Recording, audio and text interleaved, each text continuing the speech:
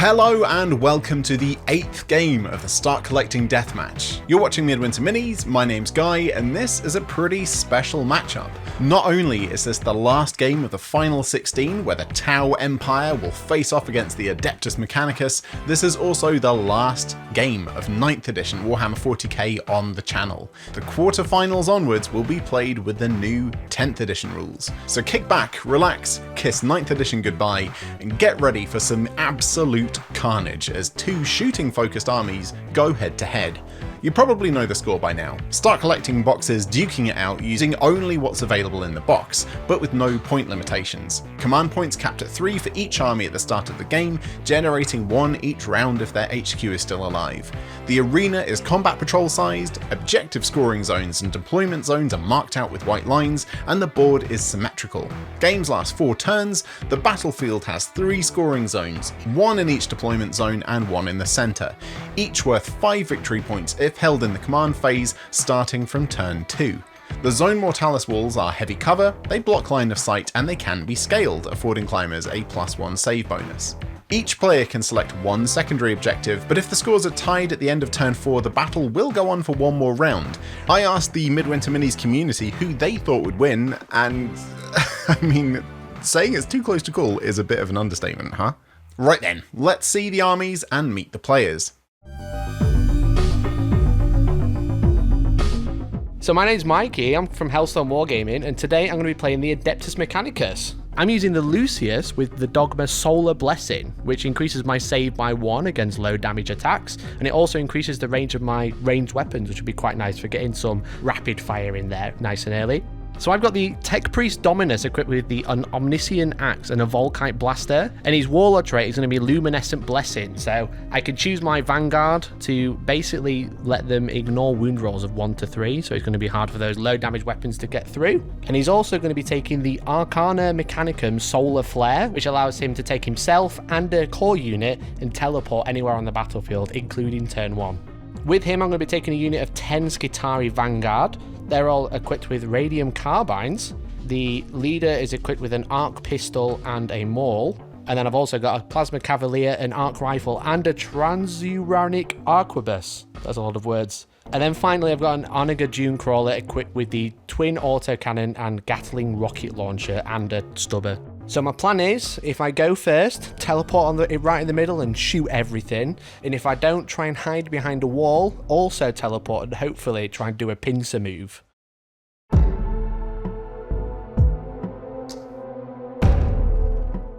Greetings everyone, I'm Jeremy from Tactical Withdrawal, a friend of Guy's, and I'm going to be controlling the Tau army in the Deathmatch series. Now this is the shootiest army in the tournament. I have high hopes for them doing well, so long as they steer clear of any melee armies. I'm not sure how they'll fare against Ad-Mech. It's probably going to be like a Wild West shootout. Let me quickly tell you about the army. Leading the Tau box is an Ethereal. Not a great fighter, but he can give some really nice buffs to models he's near. In my troop slot, I've got a squad of fire warriors that have been decked out as breachers. This gives them very strong short-range weaponry, good for the close quarters of the arena floor. They can also call down a DS-8 turret to fire off some missiles from behind cover, and the whole squad is guarded by 2 shield drones, which will hopefully help them stick around longer. The secret weapon of this army is in the elite slot, a squad of Crisis battlesuits. I've kitted these out with a mix of weaponry, burst cannons, plasma rifles, fusion blasters, flamers, and missile pods. All 3 Crisis suits fulfilling different roles of anti-infantry, anti-armor, and all-rounder. That way, if they start to fall, I can choose the one that'll be the least effective right now to kill off first. Each Crisis suit has a shield drone and a gun drone, and as points aren't limited in this tournament, I've also given the Shastra an Iridium battlesuit, which boosts their save from 3 up to 2 up. All 3 are equipped with multi-trackers, to hopefully generate some extra hits, and the Shastra also has one of his burst cannons replaced with the experimental DW2 burst cannon. I think these guys are going to be game winners, but we'll see how it plays out. In terms of army special rules, I'm using the Borkan Sept for the army, which gives an extra 4-inch on their weapon range, pushing the Breacher's Pulse Blasters even closer to the enemy. And for the Ethereal's Invocations, I'm going with the Sense of Stone to give the unit I cast it on a 5-up Feel No Pain on wounds lost, and Wisdom of the Guides to generate extra command points. The Ethereal will also have the Warlord trait A Ghost Walks Amongst Us, which will make him harder to target. Now, Jeremy is based in the US, so Hattie's here rolling dice and moving models for him. The Ad-Mech and the Tau are both Battleforge patrol detachments because they have an HQ model and a troop selection, so we'll start with 3 command points and generate 1 in each command phase. For secondaries, Jeremy chose Domination, so we'll get 3 extra victory points at the end of his turn if he controls 2 of the 3 objectives on the board. Mikey went for While We Stand We Fight, so he picks the 3 highest value models in his army, that's the Tech Priest, the Dune Crawler and the Skitarii Alpha, and he gets a bonus 5 victory points at the end of the game for each one of those that's still alive. They took turns setting up, the Breachers ready to dash for the centre objective, backed up by the Ethereal, the Dune Crawler up in the top corner, the Skitarii and the Tech Priest hiding behind the lower wall, and the Crisis Suits held in reserves on the tactical filing cabinet. Okay, time to see who goes first. Jeremy, you're up.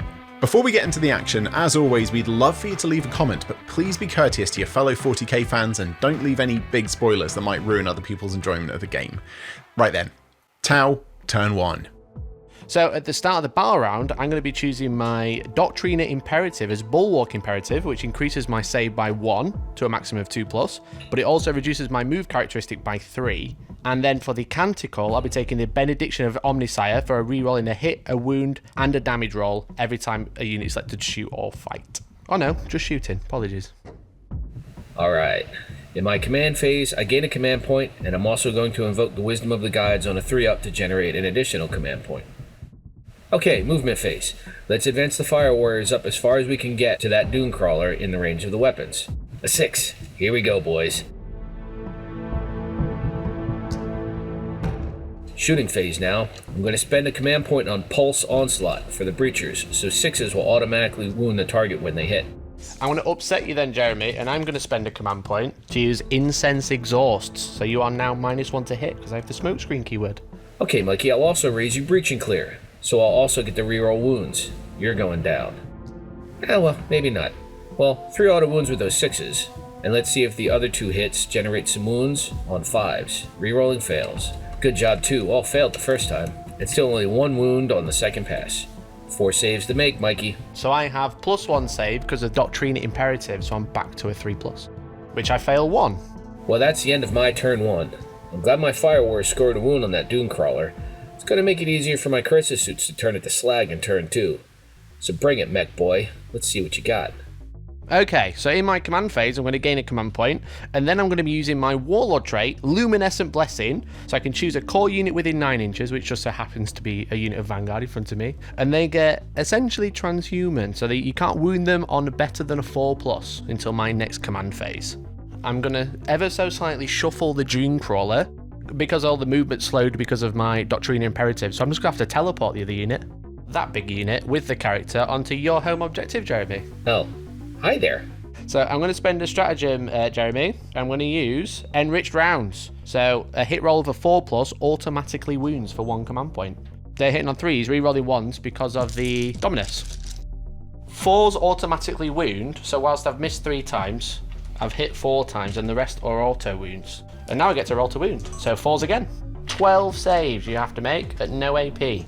Okay, let's see how much these shield droids can take for the team. They have a 4+ invulnerable save and 2 wounds each, so roll the saves 1 at a time until they go down. That's a fail. Fail. Pass. Pass. No pressure. Ooh. The suspense. Someone shake the box. Oh, it's a fail. 1 wound remaining. Now he's dead. The shield drones have finally bought it. Now let's see how many go through to the Breachers. Ooh, no saves at all. Where did those 6s go, Hattie? If it helps, I've got more guns from that unit. I've got all the specials now. So I've got the plasma now, which I don't think I will overcharge. Why aren't you overcharging the plasma, Mikey? Are you a coward? I will overcharge for the sake of it. So hitting on 3s, re-rolling 1s. Okay. I'm going to re-roll the 1 and then use my free re-roll from the Canticle to re-roll both. That is him dead. All as planned. But does he go out in a blaze of glory with his friend? So on a 2, he'll kill a Tau. He does kill a Tau. I've got the arc rifle now, which is rapid fire 1, so I'm going to get 2 shots, hitting on 3s. And this is strength 6, so it's going to kill another tower on a 2. It does kill another one. Now I've got the arquebus. So this is heavy, so it's going to hit on a 4. Which misses, and I don't have any more rerolls left. So this is an arc pistol, which is just 1 shot, so on a 3. Which misses, but I do reroll 1s because of the Dominus. Which hits. It has a special rule on the wound roll, so I'm looking for a 4+. I do not roll a 4+, and it does not wound. I can re-roll it with the Canticle, which does wound. So that is a save at -2. You rolled a 5. Oh, so close. So the Tech Priest Dominus now is going to try and finish off the unit with his Volkite Blaster. This is heavy 3, but it can do mortal wounds, so here goes. Hit on a 3 because he's moved. And he's going to use the Canticle to re-roll a hit roll. So that's 3 hits. And this is strength 6, so it's going to be wounding on 2s with a single re-roll. So they all wound, and because I rolled the 6, it's going to cause 2 mortal wounds as well. So it's going to kill 2, and then there's going to be 3 armor saves. Okay, let's use a command point to reroll one of those saves to keep the unit in play. Good boy. Bye-bye, Breachers. Now the breaches are out of the way, Mikey's Dune Crawler has a clear shot to the Tower Ethereal. So yes, we'll start with the Twin Icarus Autocannon. So he's going to hit a 3, and I've got the free reroll, so I use a reroll hit now. And then this is strength 7, I presume toughness 3. This is 2s, and I use my free reroll for the wound roll now. So that is 3 wounds at AP 1. So that's 3 6-up saves. Come on, Hattie, you can do it. Easy. Oh no, 2 damage each. He's very dead. Not exactly how I imagine turn 1 going, but vengeance will be mine, Mikey. Oh yes, it will be mine. So battle round 2. Mikey has to do some Ad-Mech admin stuff before I get to do anything, even though it's my turn. So at the start of the battle round, the Doctrine Imperative I'm going to go for this time is Protector Imperative, which increases my ballistic skill by 1, but my weapon skill reduces by 1 at the same time. And then I'm going to take Shroud Psalm as the Canticle, so I get the benefit of light cover. Straight into the movement phase, and the Crisis Suit Squad are going to deep strike on the center objective within range of those annoying Skitarii and the Tech Priest. Let's return the favor. Shooting phase. Goodbye, Skitarii. Starting with the Flamer. We got a 3 plus the 2, that makes 5 auto hits. Now everything's going to be wounding on 4s because of the Skitarii's Luminescent Blessing. So I have a 4+ save, but due to Lucius, critical only damage 1 and get a +1 save, so it's 3 ups. And I pass all 3 on a 6. Jesus. Well, let's see if the experimental burst cannon from the Shastra can take them out. Nice, 3 6s thanks to the multi-tracker. We make 3 additional hits, making up for the 3 misses. Now wounding on 4s. 4 wounds. I'm going to be back to 4+ save, I guess, but it's only 1 damage. Which I fail 3. Yeah, down you go. Now for the other regular burst cannon. Boom, 7 hits thanks to the multi-tracker. Wounding on 4s. 4 wounds made at no AP. So 3 ups again. Which I failed another 2. Next up, the missile pod. 2 shots hitting on 4s. Nice, an extra hit as well with that 6. Strength 7, but still only wounding on 4s because of the Canticle. 2 wounds made, -2 save. So you're down to your invulnerable save, Mikey. Getting them through. 2 plasma rifles next. Oh, we've got another big spinner. No. Nice, wounding on 4s again. Just the 1 wound. I do fail my invuln. Still got some shooting. Let's give the gun drones a go. 2 shots per drone, hitting on 5s. Those 2 6s will score extra shots, so that's 4 hits total. Wounding on 4s. Only 2. Let's use a command point to reroll one of those fails. I need these little buggers gone. Nice, 3 wounds made. No AP on these though, and Mike has a +1 save and the benefit of cover with the Shroud Psalm and his Dogma. Just 1 dead. Oh well, I saved the best for last. 2 fusion blasters right into the Skitarii Alpha's face, hitting on 4s. Woohoo! An extra hit thanks to that 6. 3 hits, wounding on 4s because of his Warlord trait. 2 wounds. Now this is -4 AP, so down to your invulnerable save. So 2 invulnerables. I failed 1. Do I want to re-roll it just to be annoying? Go on, come on. Go on, I'm going to re-roll it. Hey! Double 6! What the hell? He's charging you into combat next turn, Jeremy. Well, I've got nothing else. That's my go. At least he's going to chicken out in his leadership test. So I just need to roll a 1 on his leadership. Like that. Let's go! Oh my God. Are you kidding me? He's coming to get you. Just one angry man with a stick. So at the start of my turn, because I'm holding 2 objectives, I get 10 points. In the command phase, so I'll gain the command point, the Dominus is going to choose that one lone Vanguard to give him the blessing once again, so you can only wound him on a 4. So I'm just going to move the Vanguard and then probably start shooting. He's going for a brawl. So I'm going to start with the Tech Priest Dominus, shooting his Volkite Blaster into the only target on the battlefield. So he's not moved, so he's going to hit on a 2, and my entire army has +1 ballistic skill. So he missed once. And then this is strength 6, so 3s to wound, but any 6s are 2 mortal wounds. That is 1 of each. So we got 2 armor saves with no AP, and then 2 mortal wounds. And this is all 2 damage. Okay, my shield drones give the whole squad a 4-up invulnerable save. Right, I'll take those wounds on the gun drones first. Arc Pistol from the Skitari Vanguard, who hits now on a 2. This is strength 5 as well, so 4s. It does wound at -2. No problem. Shield drone 4-up invulnerable. Like I said, no problem. So I've just got the Gene Crawler to shoot his 9,000 guns now. So we'll do the Twin Icarus first, which again hits on 2s. And this is strength 7, so it's going to wound on 3s. So there's 2 wounds. So it's going to be 2 invulnerables. Let's go, shield drones. Oh well, I'll let one of the shield drones take it from the team. And then I have the Gatling Rocket Launcher, which is heavy 5, which also hits on 2s. So that's all hit. Strength 6, so 3s. That is 3 wounds at -2. Shield drone 4-up. Nice, made them all. Now just a lowly heavy stubber. That's 3 hits. And this will be wounded on 5s. That is no wounds. Rubbish. Even though there is a free Overwatch, I am going to charge, because if he does survive, then the Crisis Suits can't shoot whatsoever, which is going to be great. Jeremy, would you like to Overwatch? You know what? I think I will. Flamer first. 3 rolled, +2, so that's 5 auto hits, wounding on 4s. No AP, so +1 save, and cover, so 2 ups. He's dead. I'm going to command point it. You're going to I'm going to force you to make that Overwatch. So command point reroll. He's fine. He's fine. If he survives this. Experimental burst cannon next. Nice, 1-6, an extra hit thanks to the multi-tracker. 1 wound scored on a 5. You need a 3-up save there, Mikey. But she lives. The other burst cannon. 2 6s, so 4 hits. 4s needed to wound. 2 made. Hey. This 2+ save is so OP. He's coming in. He's coming in for a 5. Missile pods next. Nothing. Plasma rifles. Nothing. Fusion blasters. Anything but a 6 hattie, please. Oh, for the love of Pete. Nothing. So I just need 4 or more on 2d6. So here goes. Well, there's a 10. I'll take it. Oh, the little Skitari who could. So, hitting on 5s with the Arc Maul. He does hit once. I'll take it. I'll take it. And then he is strength 3 +3 because of the Arc Maul. So wounding on 3s. He does not wound. I'm going to save my command point for an armor save. Here we go. Get stomped, mech boy. Piling everything in now. Now, Tower aren't great at close combat, but I've got quite a few attacks coming in here. 2 from the drones first, hitting on 5s, nothing. And then 10 from the Crisis Suits, hitting on 5s. That is more than I would have liked. That's 4.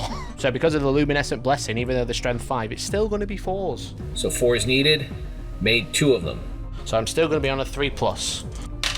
I don't fail any! Oh my god. He lives! He lives!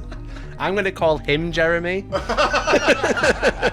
I was starting to think he was Leroy Jenkins. He's my new best friend. So with Jeremy locked in combat in the next battle round, it looks like he won't be able to do anything to stop Mikey scoring another 10 victory points with his objectives, and Jeremy will only score 5 for holding the center right now.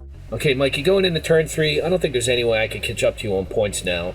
I'd have to either kill that lone alpha and then just wait for you to shoot me, or fall back and not score anything. And I have a sneaking suspicion that alpha is actually immortal, so I'm going to concede. Good game, well played. It didn't go how I expected it at all, but you really played to the strengths of the Ad-Mech. Good thing they're going to get nerfed in the 10th edition. So I want to say a massive thank you to Jeremy, my new best friend in the middle with his pistol and stick, and also Jeremy for the game. That went a lot better than I expected, picking up all of the breaches in the first shooting phase, and then the Dewcrawler being able to pick up the Ethereal on his own was a lot better than I was expecting. And then for the lone Vanguard to come in, survive a shooting attack, survive an Overwatch, and then survive combat was just legendary. So that was really, really fun, and yeah, quite surprising to say the least. in the next matchup against Slaanesh, I'm not very excited about that one because they're a lot faster than Tau, and if I get into combat, the same thing happens, so that's going to be quite scary, but if I just shoot them loads, it'll probably be okay. So thank you for having me, guys. It's been really fun, and yeah, bye for now. That's what you say, right? Bye for now. Thanks for rolling for me, Hattie. Sorry if you were watching and rooting for the Tau, but I hope you all feel vindicated when you see this guitar get cut to ribbons by the Slaanesh in the quarterfinals. Bye, everyone. Well, that was absolutely bonkers. I feel like these tiny games of 40k really show off the strengths and weaknesses of 40k 9th edition. Once things start going wrong, they can go very wrong very quickly, but you also get moments of utter chaotic awesomeness, like the Invincible Alpha just bossing it. So that's 9th edition over and done with. I'm excited to see what 10th edition brings with the next rounds. That's the last 16 over and done with. Time for the quarterfinals. Let's take a look at the next round of matchups. Orcs versus Craftwells, Nurgle Demons versus Drakari, Thousand Suns versus their buddies, the Tzeentch Demons, and Slaanesh Demons versus Ad-Mech. 3 Xenos armies, 4 Chaos factions, and just 1 Imperial force. Just as it should be. Please make sure to subscribe so you don't miss the games, and we should get through the rounds pretty quickly now all the forces are painted up and ready to fight. Also, speaking of painted forces, the Tau are out, and they're on eBay right now. Not even joking. £1 starting price, no reserve. Find the link in the description. Massive thanks to Mikey and Jeremy for commanding the armies, and thank you so much for watching. Bye for now. Oh, Ness has farted again. Good grief. She's right next to the fan as well. It smells like pretty decent egg mayonnaise. She's right next to the tower fan, so every time she farts, it just gets shared with everybody very efficiently. The air quality meter is like actually showing. It's like there's some danger This is so here. bad.